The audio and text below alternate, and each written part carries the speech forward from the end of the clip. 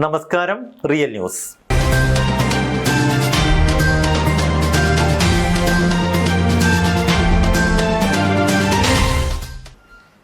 Kinalur GUP സ്കൂളിൽ June 5 പരിസ്ഥിതി ദിനാചരണം വ്യത്യസ്തമായ പരിപാടികളോടെ സംഘടിപ്പിച്ചു.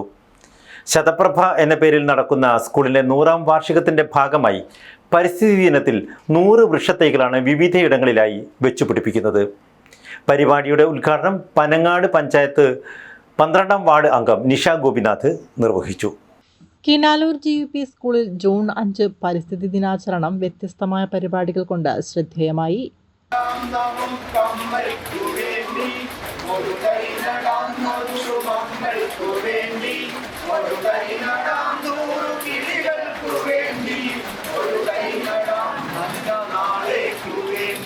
ശതപ്രഭ എന്ന പേരിൽ നടക്കുന്ന സ്കൂളിന്റെ 100ാം വാർഷികത്തിന്റെ ഭാഗമായി പരിസ്ഥിതി ദിനത്തിൽ 100 വൃക്ഷത്തൈകളാണ് വിവിധയിടങ്ങളിലായി വെച്ചുപിടിപ്പിക്കുന്നത്.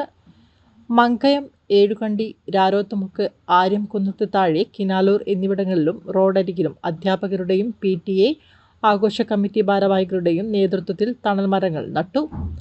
തണൽ മരങ്ങൾക്ക് സംരക്ഷിത കവചം ഒരുക്കിയിട്ടുണ്ട്.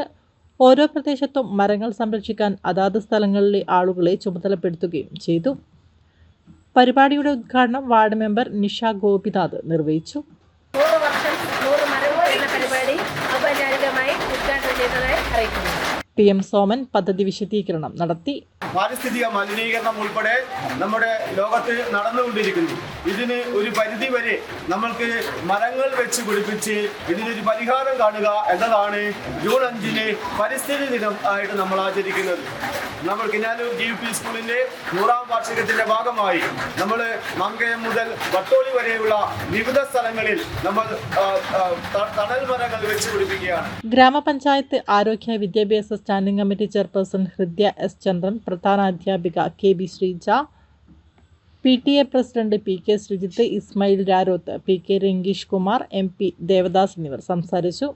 Deveshan Perur, KC Vinod, GS Hariprasad, Shiny, Thresia Victor, MP Devadas, NM Shibu, Rajeesh, Anas, MPTA പ്രതിനിധികളായ ബിനില, വിദ്യ എന്നിവർ പരിപാടിക്ക് നേതൃത്വം നൽകി.